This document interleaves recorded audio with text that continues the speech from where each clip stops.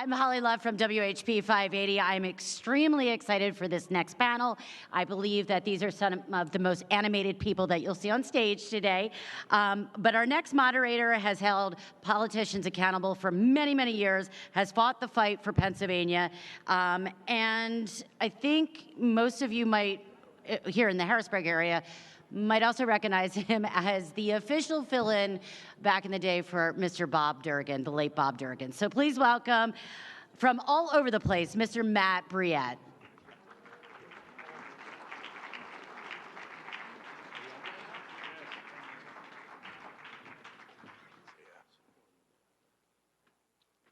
Thanks, Dad. Well, good afternoon, everyone. Is our mic on there? Good afternoon. I'm Matt Brouillette. I'm president of Commonwealth Partners. And earlier we heard all of the gubernatorial candidates talking about the things that they would do as governor. Sounds wonderful, but that's only part of the equation. The other part of the equation is it's mathematical, 102 and 26. Those are the votes that you have to get in the House and the Senate to get anything done. Our guests this afternoon are House Majority Leader Kerry Benninghoff from Center County and the Senate Education Chairman, Scott Martin from Lancaster County. As representatives of the House and the Senate and the people that have been, frankly, fighting Tom Wolf for all these years, fighting back, I think we calculated 14 tax increases over the years that he's wanted, more spending than the other 49 states combined, getting nothing all along the way, and in fact, even having to tout some of the things you forced him to sign eventually. We want to talk about the agenda for Pennsylvania and the things that you're already working on, the things that you've accomplished, but really looking forward to when we have a new governor and the role that the legislature plays in that. So, Scott, why don't you kick things off, sort of like, where are we at right now? I mean, we know we've got a budget coming up. Thankfully, Tom Wolf's last budget forever. And there's some big things that can still be done, but we're really looking forward to a new governor, aren't we? Oh, absolutely. You know, a lot of what you do is also playing defense up there against a lot of crazy ideas. You know, when you talk about the number of times he's wanted tax increases, it was actually kind of funny to hear him in his last budget address actually take credit to the people of Pennsylvania that taxes had not been going up during his term. Very ironic.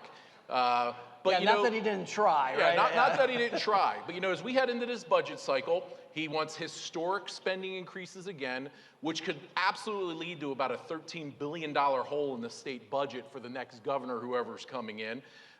We still got battles on the forefront related to him wanting to further devastate Pennsylvania's economy. I mean, if we didn't think inflation and cost to families were enough in every area, the fact that he still wants to ramrod what is now a $781 million carbon tax on the people of Pennsylvania and put a knife through the heart of Pennsylvania's economy, you know, this is a battle that we keep fighting. And traditional battles, education, fighting for parents and having the opportunities that are necessary to get out of failing schools or an education that meets their child's best interest. So the fights do not end until he's out the door, but man, will absolutely be great to have a governor who supports a lot of the reforms necessary to finally fix this state.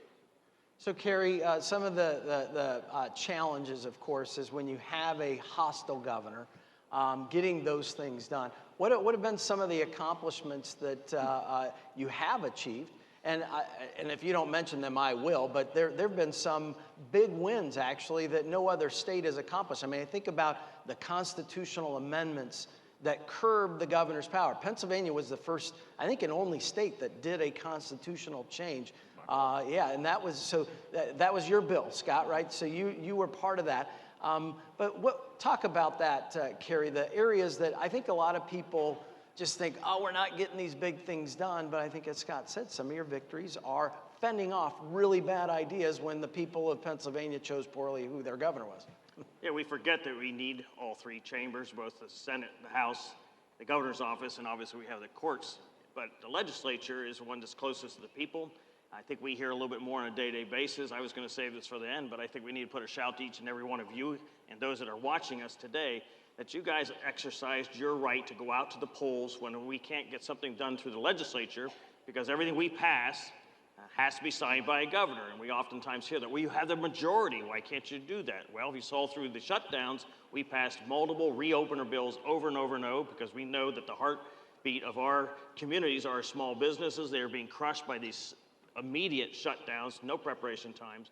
And unfortunately, they were overridden by the governor and vetoed. I don't know if I've seen more vetoes in my tenure here by one administration than I have collectively by this administration. That said, we passed a constitutional amendment. It went to you, the people, and despite the utilization of even some of the secretarial positions in the executive branch to try to defeat this and scare people, you, the people, made the difference, went to the polls, all the advertising against this, and you said, we've had enough. The decision for disasters and how long they should go on needs to be a shared decision by the legislature, the people you elect to represent you, and the governor. That is powerful. It was powerful when you did it. It's powerful now, but it's also for future generations and future governors. So do not underestimate the importance of those types of things. We continue to look at different tax reforms. It was said earlier by somebody incorrectly that Pennsylvania in the last 20 years has not reduced any taxes. We used to be viewed as one of the few states that had dual taxation, corporate net income, capital stock, and franchise tax. We tax your commodities of your business or your equipment. Most headhunters or people looking to come to relocate in another state would not give us a second look on that alone. We eliminated that. We reduced an inheritance tax in farming. We reduced inheritance tax, actually eliminated it for some small businesses that are passed on to family members. Sadly, sometimes you have to eat an elephant by multiple bites. But as Matt said, the math equation is very simple. I need 102 votes in my chamber. Scott needs 26 in his chamber. And legislatively, we need a governor to sign these things. But we have exercised many of these different things to try to override that where we can, and we will continue to do that. Because I frankly think this is a great state, and the sky is the ceiling. So talking about getting the 102 and 26 and a governor that will work with things, we've seen some governors, even from the other party, that have been willing to work with the legislature and actually have gotten some things done in a bipartisan manner. Maybe both of you can talk about how important that relationship is that you have with the governor. And certainly, Kerry, you're in the budget negotiations at that bargaining table. But how important are relationships and the ability to foster trust and the ability to get things done? Because you never get everything you want, right? I mean, I don't know of anybody that's ever gotten everything they've demanded as governor and say, I'm going to get this, that. How important are those relationships in getting big things done? I'll take a quick, short talk about that, but it's no different. And I look at our job similar as running your household. If you have 5 kids and your wife and a husband, you want to go to somewhere to eat, you're all in one car, so you got to come up with a consensus of where you're going to go. The legislature is no different. A lot of people think the governor gives a budgetary address and that becomes the gospel, that's what we're going to do. No, the governor can't introduce legislation. Those relationships, whether it's by you folks sharing your opinions and your values about what you want to see done, is important, but it's the same way. And I'll give Governor Rendell, I didn't agree with him on a lot of things, but he understood that a little bit better, I believe. He understood the art of the compromise, that maybe ask a little big, but you eventually got to come to something you can get votes for. And then that's a tough lesson for everybody as a Kim win, whether it's a legislator or a governor. But at the end of the day, you have to decide what do you want to get done and what makes Pennsylvania better. And my favorite motto given to me by another senatorial friend is, what are we doing that makes the people's lives of Pennsylvania better? And that's got to be the marquee of what you're focused on. Scott? Well, and to be quite frank, I mean, especially over the last few years, what you've seen is government which is not engaging each other. A governor who refused to come to the table and talk about things, whether it was his attempt with the regional greenhouse gas initiative, whether it's talking about charter school reform, or whether it was talking about pandemic response. You see a governor now that has this go-it-alone approach and trying to use the power of executive orders, trying to use the power of the regulatory process. And of course, then you see so many things end up in court. And we all know the importance of judicial elections and what we're up against there as well, too. I am actually really looking forward to the day where you have people, because on a daily basis in the General Assembly, well, you know, there's thousands of bills that come through. right? You're playing offense to try to get things done. You're also playing defense against some really bad bills. But you have to talk to the right people. And that changes every 2 years. You know, you got a bill related to energy, and you got to, you know, work with the chair of that committee, or education, you got to work with that one, and then you work to get that 10226. To be able to have a governor, because trust me, there's plenty of major issues impacting Pennsylvania that we could talk about right now for our future. It'll finally be good if we do this right and get a governor that'll sit down with us and enact the reforms that need to get done. Indeed. Kerry, I mean, the regulations that this governor is trying to utilize and circumvent the legislature, whether it's Reggie, we've renamed it, Scott, the Russian gas giveaway initiative is what it really is, right? I mean, this is how we continue to fund Putin's war machine by suppressing our natural gas production here. But that's been a real problem. I mean, frankly, our members, entrepreneurs, people creating jobs, talk about the regulatory process, that's really a big challenge that they face, even more so than taxes. I mean, they know what taxes are, but they never know what regulations are coming down the pike. When I served as policy chair, we went around and talked to some different small businesses across the Commonwealth, and I expected, you know, what can we do better in government? I thought all of them would say, we've got to lower taxes. But most of them would say two things. We need regulatory reform and consistency in what's being done. If there's something positive that might come out of the whole COVID issue is the fact that the governor has suspended over 500 regulations in this state. And our office is deliberately looking at those things, saying, if you can suspend these for 18 to 24 months, maybe you don't need them. Most of all, maybe you can at least modify them. But we're going one by one, trying to decide which ones we can eliminate and know are archaic, which ones we can modify. At the end of the day, especially when it comes to where you are on the whole energy issue, we have a state that has more supplies than many countries have, and yet we make people take 2 years to get a permit to put a hole in the ground. You can't put up a pole building without going to massive thousands and thousands of dollars of permitting and regulation. That's ridiculous. You know what? It's a turnoff for anybody who wants to come to our state to build jobs and create jobs. And it's darn time that changes, and I want to see a governor that's on fire for those types of issues.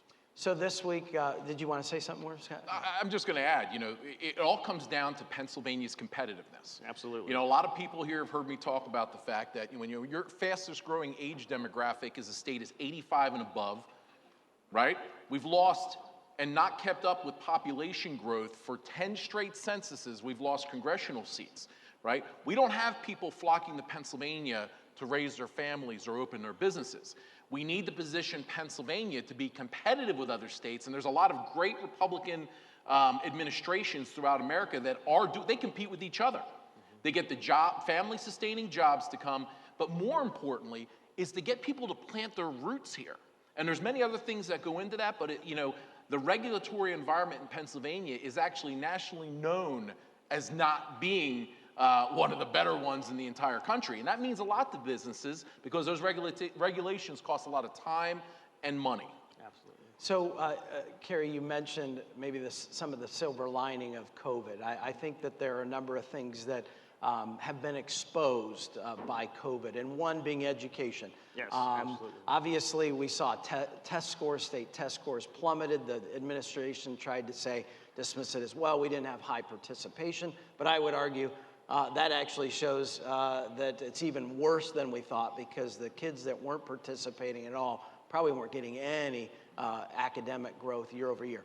This week, the House Education Committee passed out of committee Lifeline scholarships. They're going to provide scholarships for kids in the lowest performing school districts. Scott, you are the chair of the Senate Education Committee, also the prime sponsor of Senate Bill 1, which is a robust, really holistic educational choice opportunity. Where do you see, obviously, Governor Wolf is beholden to the teacher union, so he will veto all these things. But you guys keep pressing them forward. Why do you push these policy issues when you have a governor that says, I'm just going to veto them?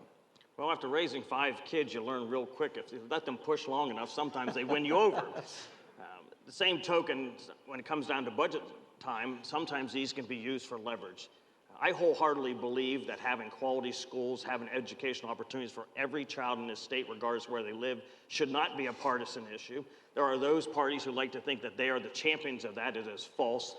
Last year, we put an additional $40 million into the EIT system, allowing people and parents to make choices for a school. Parents raise their children, parent knows what's best for them, and frankly, the economy and the job market's changing, and we need to be putting money where people are going to be getting jobs, not just for today and tomorrow, but for the future. And I think we need to be more aggressive on that. Scott's bill will do that. Some of these other smaller bills that we're doing helps to empower parents. And you're right, COVID really highlighted that we weren't prepared for something like that, and people become frozen. How are we going to teach our children? Well, you know what? Parents teach children every day. And I think it's an opportunity to empower them to continue to make those decisions, what's best for their children, regardless of where you live in the state of Pennsylvania. I mean, the fact of the matter is our children are our future. And when you see, especially over the last couple of years, when parents have really been exposed to whether schools were even opening up, to schools and what they were actually teaching to the kids, you know, looking over their shoulder, over their Chromebook and seeing what was going on. You know, the sheer fact that we had basically 45,000 children whose families thought there was a better route for them, who got denied because there was an arbitrary cap on how many kids could take part in EITC. Or you want to see something heartbreaking is when you have kids who are in historically failing school districts in part of this state, which obviously their ability to climb out of that and to elevate themselves through life is greatly hampered, to enter a lottery. Tens of thousands of kids entering a lottery and have their heart broken, but only a small percentage of them get that opportunity and get that chance. As long as there's families out there that believe there's something else that's in the best interest of their children, we have to be fighting to expand these programs. And we've been fighting, and we have forces out there that believe they know what's in the best interest of your children and grandchildren. We got a historic increase in EITC to give more opportunities. But our work is far from over in this area, and I'm really hopeful that we can make more inroads in the future. Let me just underscore that increase last year, because again, we can be Debbie Downers all the time. We want more, right? We want more. Sure. But last year, that increase was, and I don't know if you guys even know this, was the largest expansion of school choice in the country under a Democrat governor. Right. So while we've had a very hostile governor who's beholden to the teacher unions, he forced his hand on a number of these things and compelled them. Obviously, if we get a new governor next year, which we believe we will, we'll be able to do big things for kids that are trapped in, you know, perpetually failing schools. And keep in mind, one of the strongest, or biggest challenges we have right now is employees for business. We want to talk about opening businesses, but we got to have properly trained people. We're trying to make more investment in vocational training and technical training too, as this world becomes much more technical and available of these jobs, and we have to have them ready. So what are the other top issues that you are going to be addressing as we're first day of April here? We've got essentially 3 months to the next budget. Governor Wolf is demanding, I don't know how much more, like I think you said, Scott, drive a huge hole in the budget. He doesn't care. I mean, spend like a drunken sailor, right? But at least drunken sailors spend their own money. Isn't that what Reagan said? But he wants to spend everybody else's money and leave that in your lap. Is this a non-starter? Is this governor going to get anything that he laid out in his budget address? Our goal is and has continued to be targeted spending if we have to be doing it. People criticized us for holding down some of the money that came in from the federal government. As you know, we got $7 billion in COVID dollars. Many would have liked to spend it right then and there that year. We spent some last year. We put some away for this year and for next year. We wanted to have continuity in our budgets. Nobody knew where the pandemic was going to happen or if another wave was going to happen. But what we did know is we did not want to have the negative impact on our children, our schools, or our small businesses like we did in that first shutdown. So we prudently put that money aside. We've been criticized for that. We put some money in a rainy day fund, state dollars as well, as you would in your own homes. But at the end of the day, we have the ability to, in my opinion, harvest natural gas and petroleum products here in our own Commonwealth, not be beholden. It frightens me when the president's first alternative, what's going on with Russia, is to go to Iran and look for them for fuel when we have it right here. And the secondary benefit is who's going to be helping to produce that? Pennsylvanians. Multiple generations will do that. Pennsylvania has been a leader in a lot of different issues and a lot of different industries in the history. Why wouldn't we want to do the same thing here? And most importantly, we do it smart and we do it safe. We're as cognizant about the environment. And I'll leave you with one thought on that. Think about this as the conference finishes out. Name one thing you use on a day-to-day basis and that is not either grown by a farmer or mined out of the ground. Every commodity you have here, including solar panels. We are not opposed to alternative fuel sources, but we're also realistic that the energy demands to have good hospitals, have them running all the time, our schools and our libraries, depend on a good energy policy. So that's one of the major areas we're looking at, as well as trying to keep the cost of government down to the best of our ability through smart regulations by not increasing taxes willy-nilly and being creative of finding financial resources and using our money wisely. So as usual, the House uses up all your time again, Scott. We've got 40 seconds. Closing thoughts. My apologies. No, listen, this state's really at a crossroads. There are going to be battles in terms of things about stopping Reggie, about stopping charter, his efforts to reform charter schools that'll end up killing off a good amount of them. But how do we make our state more competitive? That's what it's be. We have to have pro-growth, pro-family policies in Pennsylvania. It starts, yes, officially in our battles, but a lot of that goes into the hands of the voters and hopefully getting us a governor, because we need major reforms to better position this state. Critically important elections. If we truly want to make change, then let's make sure that we're voting in a way that's going to bring us victory in November. Look at that. 2 seconds left. Please I agree thank with these guys. Yeah. Please thank them. And these are the guys that are fighting the good fight. So thank you guys. My pleasure. Thank you, sir. You bet. Thank you.